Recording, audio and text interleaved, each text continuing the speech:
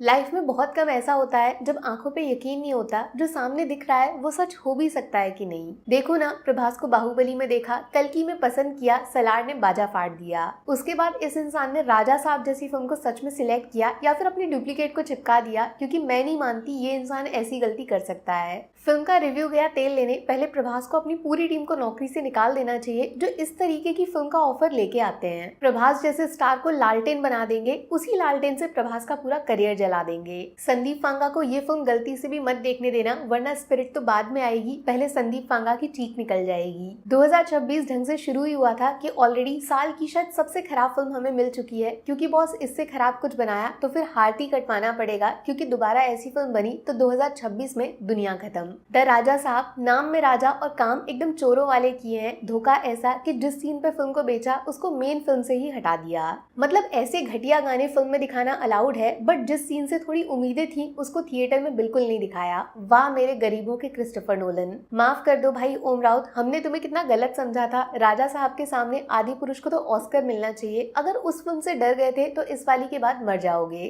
चलो मैं ही थोड़ा इंटरेस्टिंग वे में आपको फिल्म की कहानी समझा देती हूँ, क्योंकि फिल्म बनाने वालों ने कहानी का कचरा करने में कोई कसर नहीं छोड़ी। केक का सपना दिखा के डंक केक खिला दिया। 500 रुपए का नोट, एक मरे हुए आदमी की अस्थियां, जंगल के बीच जादुई हवेली, दिमाग का साइको डॉक्टर और 60 साल पहले गायब हो चुके एक मिसिंग इंसान का पुलिस केस। इन सबको आपस में जोड़ता है राजा साहब का चेहरा, जो अपनी दिमाग से बीमार दादी, जिनको भूलने की है बीमारी, उनको खुश करना चाहते हैं। 1960 में गायब हो चुके अपने दादाजी से मिलवाना चाहते हैं। अब दादाजी कोई मामूली इंसान तो है नहीं, इंसान बोलूं भी या नहीं, क्योंकि शैतान ज्यादा फिट बैठता है ना, वरना जंगल के बीच महल बना के अपने परिवार को छोड़ के 60 साल अकेले कौन रहता है। खैर वो दादा दादी की लव स्टोरी भले ही रह गई हो अधूरी, बट राजा साहब की किस्मत में लव ट्रायंगल नहीं पूरा मैथ्स आ गया है। 3 हसीनाओं का इन पे दिल आ गया है। हेलो, रोमांस को मारो गोली, उल्टा आपको ये सोचना चाहिए कि इंसानों वाली कहानी में ये भूत कहाँ से आ गया और अचानक राजा साहब का सेट बाहुबली में क्यों बदल गया। बॉस 3 घंटे 3 मिनट की फिल्म में 3 सेकंड का एक भी सीन रियल नहीं है, सबका सब ग्रीन स्क्रीन पे शूट मारा है। काश कोई नकली प्रभास भी भाड़े का मिल जाता तो ओरिजिनल वाला इस बेइज्जती से बच जाता।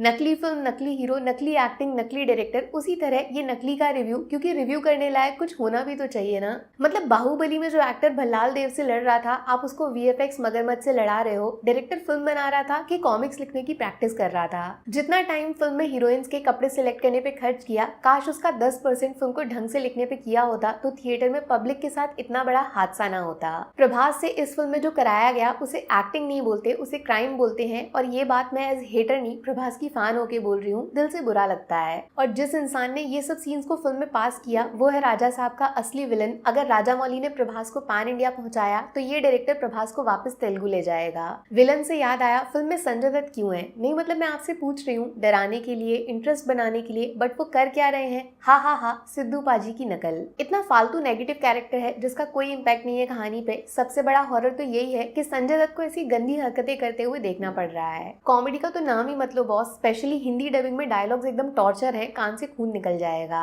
हंसी आएगी आपको खुद के ऊपर, ये सब देखने के लिए पैसा जो खर्च किया है। हिंदी डबिंग के डायलॉग्स हाथों से तो नहीं लिखे गए होंगे, कहाँ से लिखे डायरेक्टर से पूछो। मुझे लगता है फिल्म का बजट हीरोइंस को चुनने में खर्च हुआ है, वो भी 3-3, और तीनों का फिल्म की कहानी से कोई लेना देना नहीं है। मतलब सच्ची में इन लोगों का पूरा रोल उड़ा दो तो कहानी को घंटा फर्क नहीं पड़ेगा। और प्रभास के साथ इनका रोमांस कम, मजदूरी ज्यादा लगता है, जितना पैसा उतना काम। बिना सर पैर की फिल्म है बॉस, जिसे 3 घंटे अगर कोई झेल सकता है तो वो शायद इंसान नहीं है, उसके सीने में दिल नहीं है, वरना शीशा हो या दिल ऐसी फिल्म से टूट जाता है। बाकी फिल्म्स में नेगेटिव ढूंढना पड़ता है, बट राजा साहब में पॉजिटिव कहाँ से लाऊं, इसका जवाब मेरे पास तो नहीं है। फिल्म को 5 में से सिर्फ एक अंडा मिलेगा। ऊपर से हिम्मत देख रहे हो, राजा साहब पार्ट 2 को अनाउंस कर दिया। अगर 1% चांस है ना कि वो फिल्म बन रही है तो दुनिया आज ही खत्म कर दो, वो कम भयानक होगा। Film 0, acting 0, story 0, direction double 0, और ऐसी फिल्म की तारीफ करने वाले लोग, सैल्यूट है दोस्त आपको। दिन में 5 बार इस फिल्म को देखना, टिकट मैं बुक कर दूंगी। Take care, bye bye.